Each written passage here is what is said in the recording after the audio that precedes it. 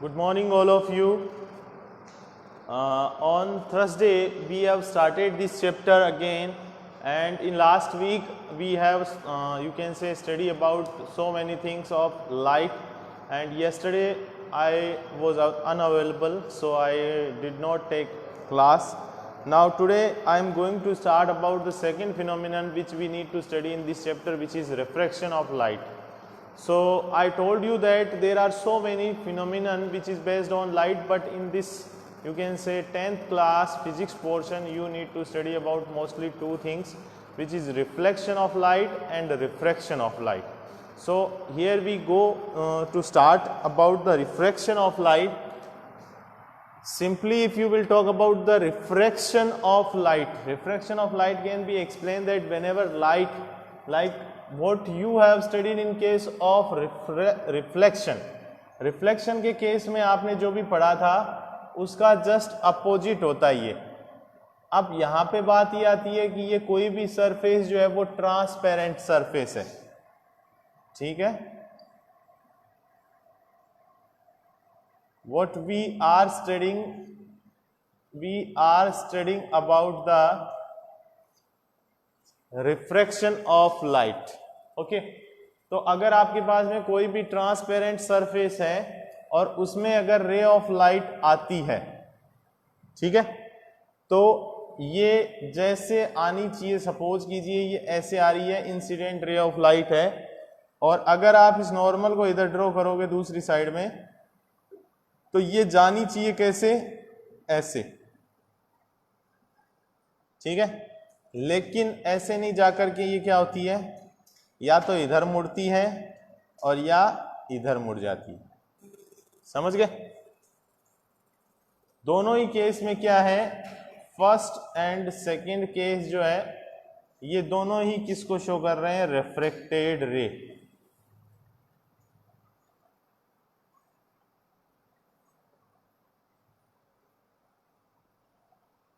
ये है इंसिडेंट रे,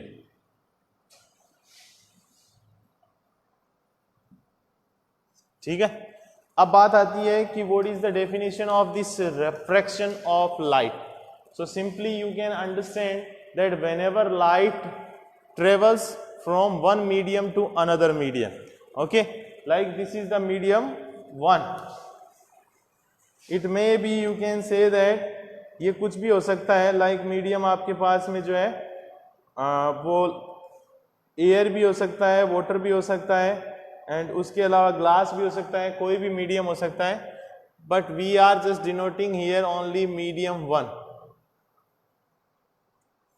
and this is medium to,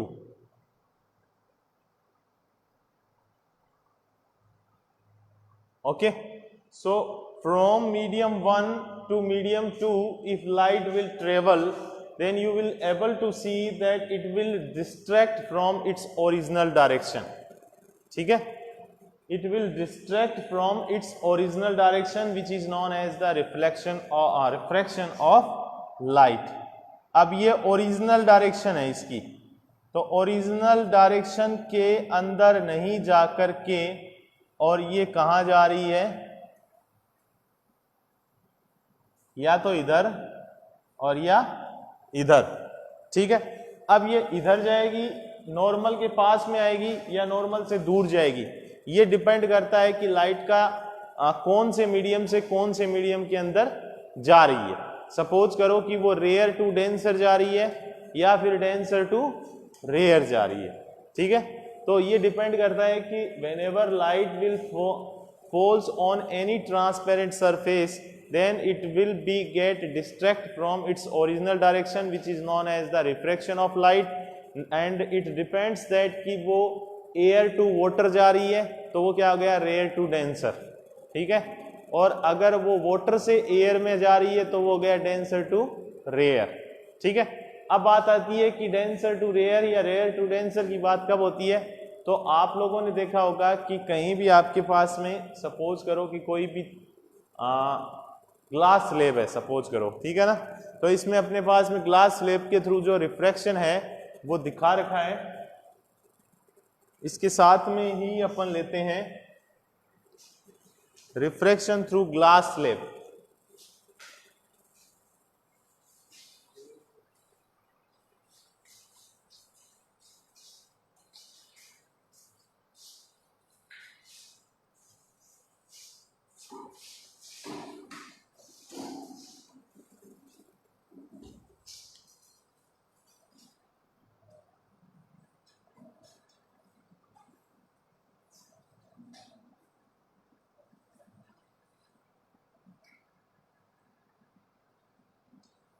refraction through glass slab अगर आप बात करते हो तो ये क्या होता है, एक्चुअल में एक सर्टेन थिकनेस जो है उसकी ग्लास स्लेब अपन लेते हैं, ठीक है। अपन यहाँ पे बात कर रहे हैं ये 2D है, 2D means that only 2D direction है, जबकि आप रियल में अगर ग्लास स्लेब लेते हो तो ग्लास स्लेब का मतलब हो गया कि एक ग्लास स्लेब होगी ऐसी, ठीक है, एक कांच का टुकड़ा जो अपन ये कहें कि स्क्वायर शेप में हो सकता है, रेक्टेंगल शेप में हो सकता है, जिसकी एक सर्टेन थिकनेस होती है, ठीक है। अब इसको अगर आप ऐसे रखते हो तो ये क्या है, सपोज दैट ये ग्लास स्लेब है, ओके, और ये ट्रांसपेरेंट है। ट्रांसपेरेंट मीन समझ गए, इसमें से लाइट इधर से उधर चली जाएगी, ओके। अब बात ये आती है कि जब रे ऑफ लाइट इसमें इधर से आ रही है ऐसे, तो ऐसे आएगी, इसमें घुसेगी तो इधर ऐसे निकलनी चाहिए, लेकिन ऐसा नहीं होता है। क्यों? क्योंकि मीडियम चेंज हो गया। यहां क्या मीडियम था, एयर, और यहां क्या हो गया, ग्लास, समझ गए। तो ये मीडियम चेंज हो गया, तो ये एयर को अपन बोलते हैं रेयर, और ये क्या हो गया, डेंसर। तो जब रे ऑफ लाइट है वो रेयर टू डेंसर जाती है, ठीक है ना, तो वो क्या होता है, नॉर्मल से दूर हट जाती है, ठीक है। अब इसको अपन प्रैक्टिकली करके देखें तो आप लोग ये देखते हो कि ये क्या है, नॉर्मल है, ओके। अब यहां पे क्या होता है कि अगर रे ऑफ लाइट इधर से आ रही है, इसका मतलब ये हो गई इंसिडेंट रे, ठीक है। अब ग्लास के अंदर जब भी इंसिडेंट रे आती है तो इसको जानना कैसे चाहिए, सीधा। सपोज करो आप normal co dot dot dot से डिनोट करते हो, नॉर्मल का मतलब होता है परपेंडिकुलर, तो परपेंडिकुलर तो ऐसे ही रहना है हमेशा। अब ये जाना इसको कैसे चाहिए था, ऐसे सीधा, ठीक है, लेकिन ये ऐसे नहीं जाकर के, और कैसे जाएगी,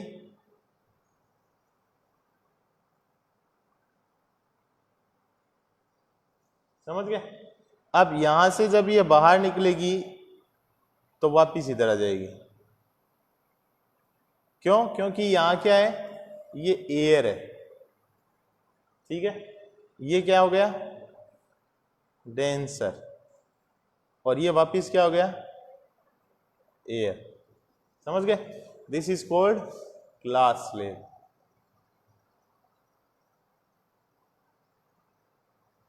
ठीक है। अब यहां पे अगर अपन बात करें कि क्या चीज ऐसी है जो अपने को माइंड में रखनी चाहिए, क्या चीज ऐसी है जो अपने को समझनी चाहिए, तो you will able to see that कि यहाँ पे अपने को रे ऑफ लाइट जो होती है वो मोस्ट प्रोबेबली जब भी एक मीडियम से दूसरे मीडियम में जाती है तो वो अपनी ओरिजिनल डायरेक्शन से डिस्ट्रैक्ट हो जाती है, समझ गए। यानी ओरिजिनल डायरेक्शन से जैसे उसको जाना चाहिए, या तो उससे थोड़ी उधर हो जाती है या फिर थोड़ी इधर हो जाती है। इसे हम कहते हैं रिफ्रैक्शन ऑफ लाइट, ठीक है। सबसे पहले आप लोगों को ये मतलब यानी कि मीन ऑफ रिफ्रैक्शन जो है वो पता होना चाहिए कि क्या होता है। तो मीन ऑफ रिफ्रैक्शन क्या होता है कि whenever light goes from one medium to another medium then it will distract from its original direction, ठीक है। it is known as the refraction of light, okay. तो अब लाइट जो है वो रिफ्रैक्शन हो जाता है लाइट का, तो इसके लिए जैसे रिफ्लेक्शन होता था उसमें भी अपन ने क्या किया था, लॉज ऑफ रिफ्लेक्शन पढ़े थे, ठीक है ना। तो लॉज ऑफ रिफ्लेक्शन क्या थे, हमेशा इंसिडेंट रे, रिफ्लेक्टेड रे और नॉर्मल जो है वो एक ही प्लेन पे लाई करते हैं, पहला ये था। दूसरा क्या होता है कि हमेशा जो है वो इंसिडेंट एंगल और रिफ्लेक्टेड एंगल जो है वो इक्वल होता है। ये दो रूल पढ़े थे। वैसे ही रिफ्रैक्शन के अंदर भी क्या है, रूल्स है, ठीक है। ये रिफ्रैक्शन होता है तो ये किसके थ्रू होता है, रूल्स पे बेस्ड है। और वो रूल्स क्या है, तो वहां पे दो रूल जो है वो अपन ने पढ़े थे और यहाँ पे भी दो ही रूल पढ़ने हैं आपको, जिसमें एक तो सेम ही रहता है इन केस ऑफ रिफ्लेक्शन और रिफ्रैक्शन, और दूसरा जो है वो अलग रहता है। देखो यहां पे अगर आप बात करो तो ये जो एंगल बनते हैं, ये angle I equals to angle R, समझ गए। ये एंगल जो बनते हैं angle I equals to angle R, ये सेम एज रिफ्लेक्शन होता है। जैसे रिफ्लेक्शन में होता था वैसे ही रिफ्रैक्शन में होता है, बट एक रूल जो है वो थोड़ा सा डिफरेंट है, जिसको एक स्नेल्स नाम के साइंटिस्ट ने दिया था, ठीक है ना। रिफ्रैक्शन जो है उसमें जो लॉज हैं उनमें से एक लॉ है, उसको स्नेल्स नाम के साइंटिस्ट ने दिया था, इसलिए उसको स्नेल्स लॉ भी बोलते हैं। तो अपन ये कहेंगे लॉज ऑफ रिफ्रैक्शन।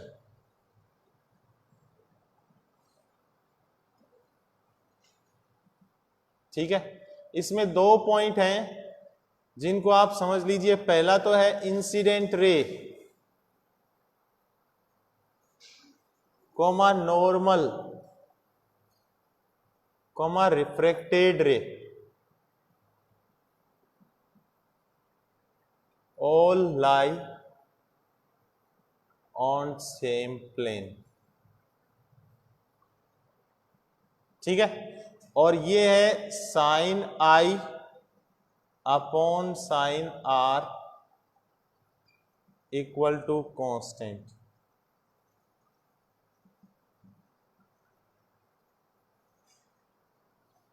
ओके, अब इन दोनों को समझते हैं। एक्चुअल में आप लोगों ने जो रिफ्लेक्शन पढ़ा था तो उसमें भी हमने यही देखा था कि साइन आई इंसिडेंट रे, नॉर्मल और रिफ्लेक्टेड रे तीनों एक ही प्लेन पे लाई करते हैं। तो वहां पे क्या होता था कि रे ऑफ लाइट किसी भी सरफेस पे गिरती थी और उधर से ही वापस उसी डायरेक्शन में चली जाती थी। इसमें क्या होता है कि रे ऑफ लाइट अगर किसी भी सरफेस पे गिरती है, लाइक ये क्या है आपके पास में ट्रांसपेरेंट सरफेस, इधर से अगर रे ऑफ लाइट आ रही है और ये आपके पास में नॉर्मल है, तो रे ऑफ लाइट को क्या करना चाहिए, जाना चाहिए सीधा, लेकिन ये क्या होगी, या तो इधर आ जाएगी और या इधर आ जाएगी। तो ये एंगल आई हो गया और ये एंगल आर हो गया। ठीक है, अब यहां पे क्या हो गया कि आपको ये पता चल गया कि रिफ्रैक्शन जो हो रहा है उसमें इंसिडेंट रे ये हो गई, नॉर्मल ये हो गया और रिफ्रैक्टेड रे ये हो गई।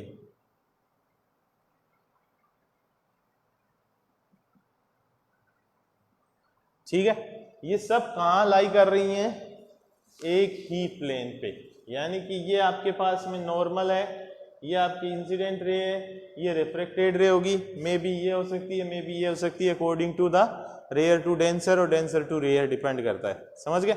तो यहाँ पे अगर हम बात करें कि ये एयर टू वाटर जा रही है तो क्या होगी, इससे दूर हट जाएगी, और वाटर टू एयर आ रही है तो क्या होगी, इसके पास आ जाएगी। ठीक है, तो ये रिफ्रैक्शन ऑफ लाइट हो गया। अब फर्स्ट लॉ ये है कि all normal, incident ray and refracted रे तीनों एक ही प्लेन पे लाई करती है। दूसरा लॉ ये हो गया sine I upon sine R equal to constant आता है कुछ ना कुछ। कैसे? सपोज करो आपके पास में इंसिडेंट रे, यानी कि if I equal to 30 degree, then R भी क्या होगा, 30 डिग्री ही होगा। हमेशा इंसिडेंट एंगल और रिफ्रैक्टेड एंगल क्या होता है, इक्वल होता है। तो अगर ये इक्वल होंगे,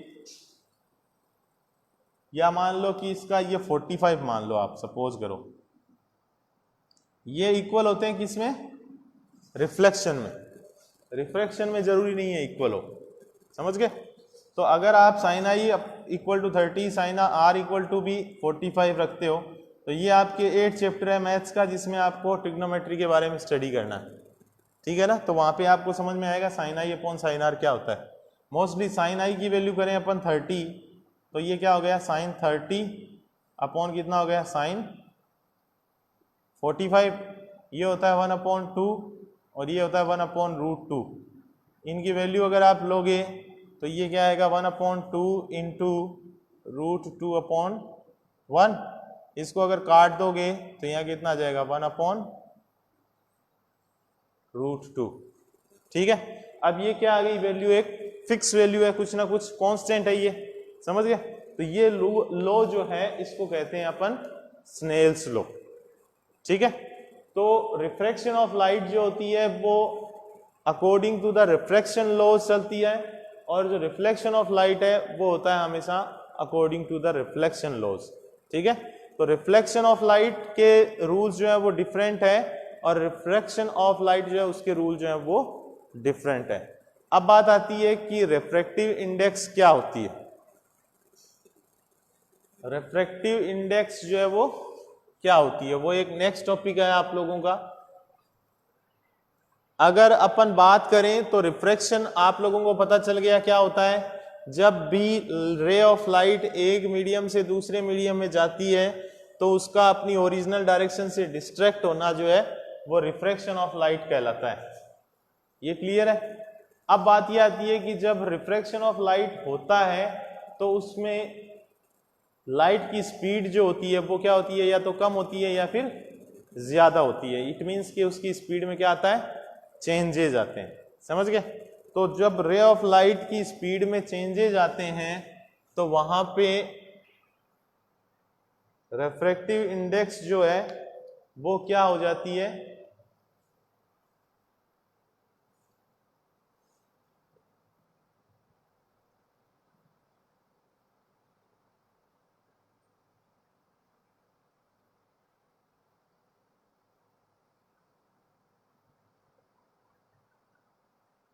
देखो अगर आपके पास में मीडियम फिक्स है, ठीक है ना, तब तो अलग है।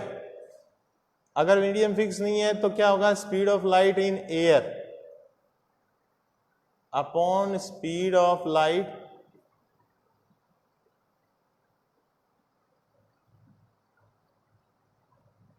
In another medium.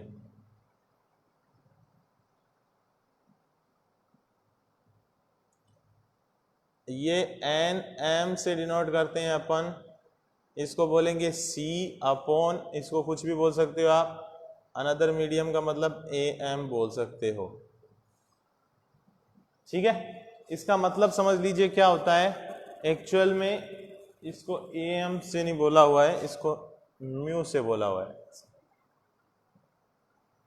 ठीक है। अब यहाँ पे ये मैंने जब चैप्टर स्टार्ट किया था तब आपको बताया था कि C जो है वो हमेशा फिक्स होता है, जिसकी वैल्यू जो है वो क्या होती है, 3 × 10⁸ मीटर पर सेकेंड। इस पे बेस्ड न्यूमेरिकल आता है एग्जाम में, तो वहां पे आपको फॉर्मूला तो ये याद रखना है। ठीक है। अब ये वैल्यू भी फिक्स है, C की वैल्यू तो हमेशा 3 × 10⁸ मीटर पर सेकेंड ही रहनी है। अब आपको अगर दूसरे मीडियम में स्पीड फाइंड करनी है तो वो आप कैसे कैलकुलेट करोगे, जब आपको रिफ्रैक्टिव इंडेक्स दी हुई होगी तब। और अगर आपको दोनों मीडियम के अंदर स्पीड ऑफ लाइट बताए तो आप रिफ्रैक्टिव इंडेक्स फाइंड कर सकते हो। ठीक है। अब इसका मतलब क्या होता है वो एक बार देख लीजिए। मोस्टली रिफ्रैक्टिव इंडेक्स मीन क्या होता है कि whenever light will goes from one medium to another medium, then you will be able to see that there will be the changing into the speed of light take place. Okay, and the changing into the speed from medium 1 to medium 2 is known as their refractive index. Okay, तो एक medium से दूसरे medium में जब light जाती है तो उसकी स्पीड के अंदर जो चेंजेस आते हैं उसे हम कहते हैं रिफ्रैक्टिव इंडेक्स। ठीक है। अब ये रिफ्रैक्टिव इंडेक्स जो होती है उसको कैलकुलेट कैसे करते हैं, तो numerically whenever you require to solve the problems based on this refractive index you need to use this formula which is NM = C upon nu. Okay, this C is known as the speed of light. Okay, and speed of light in air जो है वो कितनी होती है, तो 3 × 10⁸ metre पर second होता है। और न्यू जो है वो क्या होती है, किसी भी मीडियम में अपने को अगर स्पीड फाइंड करनी है तो ये वो होता है। ओके, अब बात ये आती है कि ये C/μ जो है इस फॉर्मूले का यूज करके और आप न्यूमेरिकल सोल्व करते हो तो वो सोल्ड एग्जांपल में आपको दे रखे हैं, वो आप लोग करना।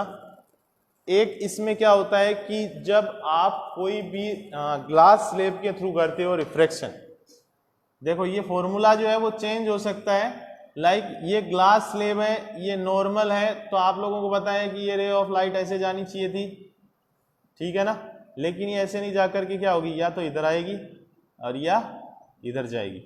ठीक है। अब ये क्या है, मीडियम 1 और ये क्या है, मीडियम 2, और ये वापस क्या हो गया, मीडियम 1।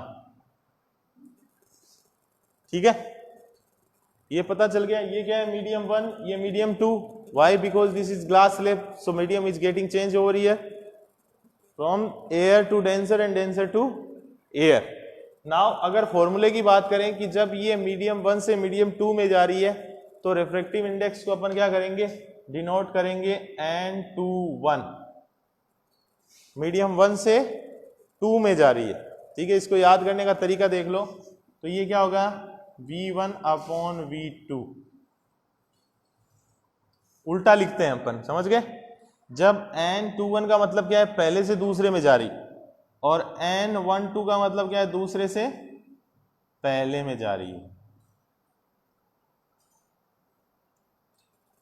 ओके, तो आप इस चीज को देख सकते हो कि जब रे ऑफ लाइट जो है वो पहले मीडियम से दूसरे मीडियम में जाती है तब फॉर्मूला होता है V1 अपॉन V2, और जब रे ऑफ लाइट है वो दूसरे मीडियम से पहले मीडियम में जा रही है तब फॉर्मूला होता है V2 upon V1।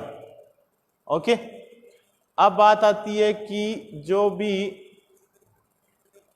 Optical density होती है वो क्या होती है, या फिर जो इमेज फॉर्मेशन होता है वो क्या होता है, या फिर आंखों के अंदर जो लेंस होते हैं या अपन जो स्पेक्स यूज करते हैं उसमें जो लेंस होते हैं वो कौन कौन से होते हैं, एक्चुअल में रिफ्रैक्शन ऑफ लाइट के थ्रू जो इमेज बनती है वो कैसे बनती है, तो वो हमें अब सब कुछ स्टडी करना है।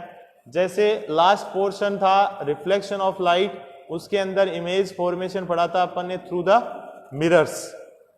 ठीक है, there were 2 mirrors, concave and convex, and by that 2 mirrors you have studied about the image formation, and there were 6 cases in which you have you can say that image formed by you, and 2 cases into the convex mirror. There were 6 cases into the concave and 2 cases into the convex. Simply in this refraction you have to study about the image formation by the lenses. There is also the concave and convex lenses, and in case of concave and convex lenses you need to form the image again, but now the image formation is getting take place by the help of the refraction। यानी कि जब अपन ने पहले reflection पढ़ा था तो वहां पे इमेज फॉर्म हो रही थी थ्रू प्रिज्म, थ्रू मिरर्स, यहाँ पे इमेज फॉर्म होगी थ्रू द लेंसेस। ठीक है, तो इमेज फॉर्मेशन जो है वो अपन नेक्स्ट वीक में पढ़ेंगे, बट अभी जो है वो सिंपली अबाउट द मिरर्स जो थे स्फेरिकल, वैसे ही होता है स्फेरिकल लेंसेस। तो वो मैं आपको बता देता हूं कि स्फेरिकल लेंसेस जो होते हैं वो कौन कौन से होते हैं।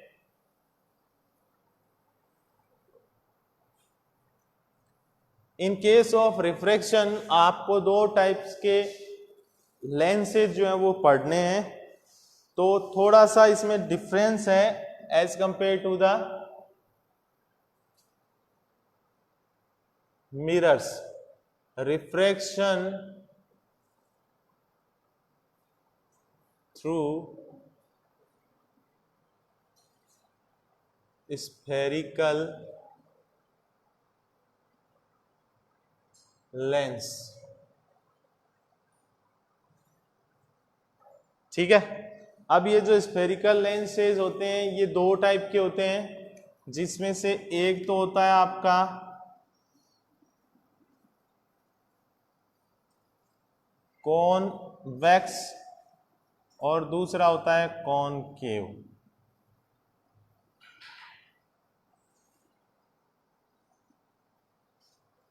ठीक है, ये दोनों ही जो लेंसेज होते हैं ये इसको अपन ये कहते हैं कॉन्वेक्स और इसको कहते हैं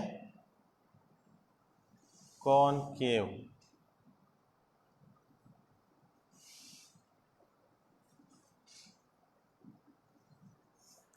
ठीक है, अब ये कॉनकेव एंड कॉन्वेक्स लेंस जो है इनके बीच में से हॉरिजॉन्टल लाइन जो पास होती है वो सेम होती है प्रिंसिपल एक्सिस।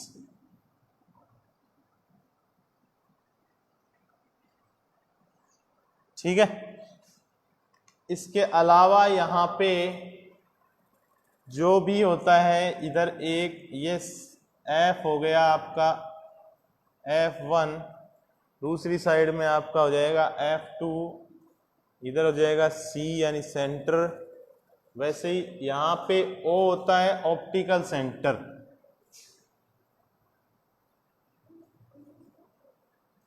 ये F1 हो गया, ये F2 हो गया, ये C इधर हो जाएगा। ठीक है, अब इसमें देखिए F1 और 2F1 क्या होता है एक्चुअल में, F2 और 2F2 क्या होता है। ये F1 है और ये 2F1 है।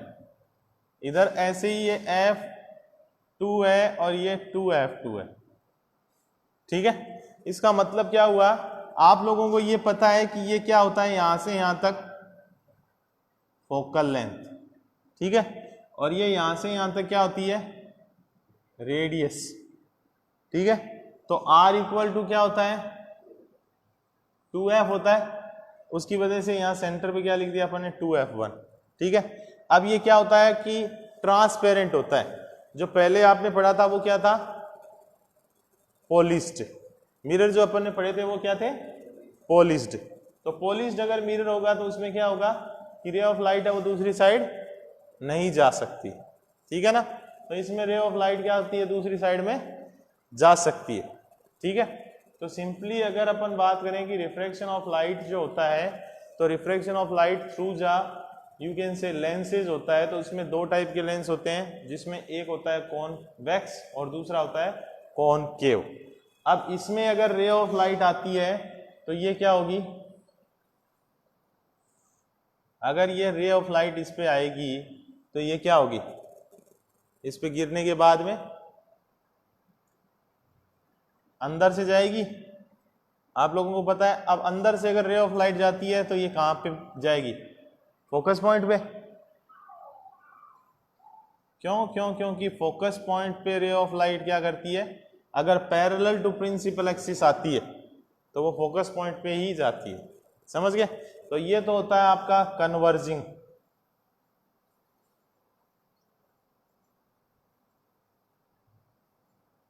कन्वर्ज करता है लाइट को, क्या करता है, एक जगह कन्वर्ज करता है। कॉन्वेक्स तो क्या करता है, लाइट को कन्वर्ज करता है, और ये क्या करता है, लाइट को डाइवर्ज करता है। यानी इसके अंदर से अगर रे ऑफ लाइट आएगी तो इसके बाद में रिफ्लेक्ट होने के बाद में कहां चली जाएगी, ऐसे।